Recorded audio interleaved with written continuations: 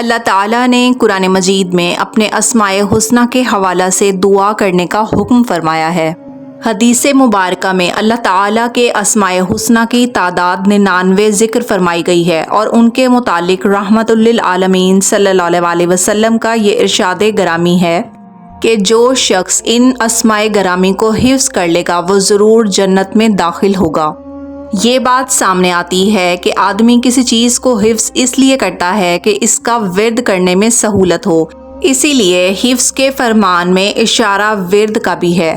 مگر ایک بات ہمیشہ ذہن نشین رکھنی چاہیے کہ ورد چاہے اسماء حسنہ کا ہو یا قرآنی آیات کا، اس کا اثر اسی وقت ظاہر ہوتا ہے جب پڑھنے والا اس کا اہل ہو، اور اہلیت کی موٹی موٹی نشانیاں یہ ہیں: ظاہری اور باطنی طور پر مسلمان اور مومن ہونا، اس کے ساتھ ساتھ خوش عقیدہ ہونا، یقین میں پختہ ہو اور کوئی شک کی گنجائش نہیں ہونی چاہیے، رزق حلال کا اہتمام کرنے والا ہو اور اس کے ساتھ ساتھ سچ بولنے والا ہو، کسی بھی کبیرہ گناہ کا مرتکب نہ ہو اور صغیرہ سے بچتا ہو، ظالم اور جابر نہ ہو، دوسروں پر ظلم نہ کرے، خائن اور بددیانت نہ ہو، مخلوق خدا کا ہمدرد ہو، مغرور اور متکبر نہ ہو، خلق خدا کی ایذا رسانی کے لیے عمل نہ کرتا ہو۔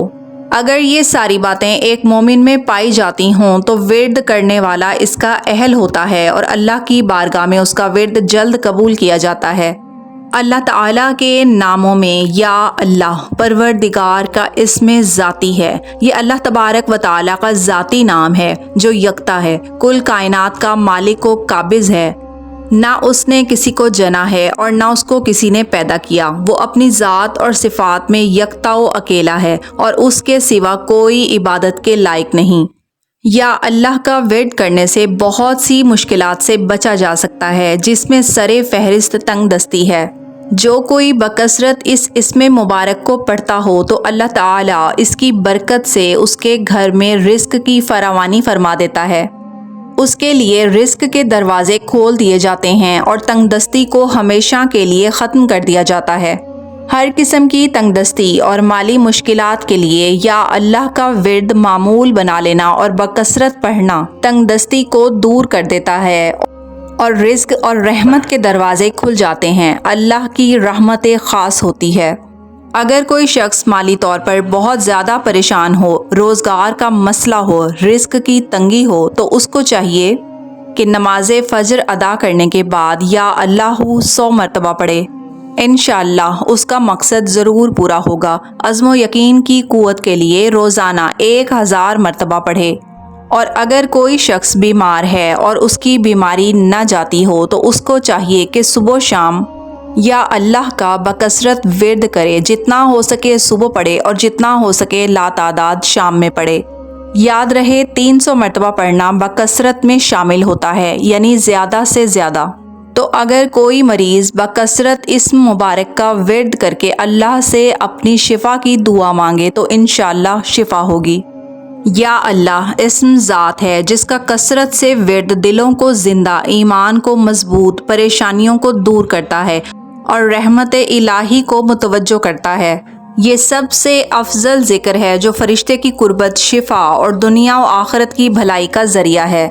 قرآن پاک کی تعلیمات کے مطابق جب بندہ اللہ کو یاد کرتا ہے تو اللہ اسے یاد فرماتا ہے۔ یا اللہ کہنے کی اہم فضیلت اور برکات۔ ذکر الہی کی فضیلت کیا ہے؟ اللہ تعالیٰ نے فرمایا کہ تم مجھے یاد کیا کرو، میں تمہیں یاد رکھوں گا۔ اس کی ایک اور فضیلت یہ ہے کہ شفا اور حاجت روائی ہوتی ہے۔ اس میں ذات یا اللہ کا کثرت سے باوضو ورد، توجہ اور عاجزی کے ساتھ کرنے سے بیماروں کو شفا اور حاجات پوری ہوتی ہیں۔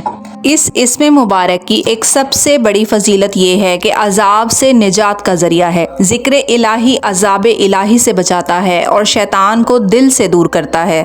یہ وہ ذکر ہے جو دل کی صفائی اور ایمان کے استحکام کا عظیم ذریعہ ہے۔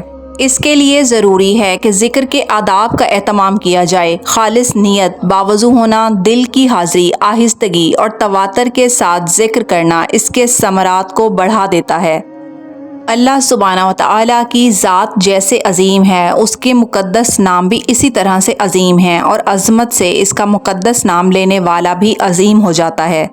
حضرت تھانوی رحمۃ اللہ علیہ فرماتے ہیں کہ اللہ رب العزت کا نام اتنا عظمت والا ہے کہ اگر ہم 1000 بار بھی مشک اور عنبر سے اپنی زبان دھو کر اس کا مقدس نام بھی لیں تو اس کے تقدس کا حق ادا نہیں کر سکتے۔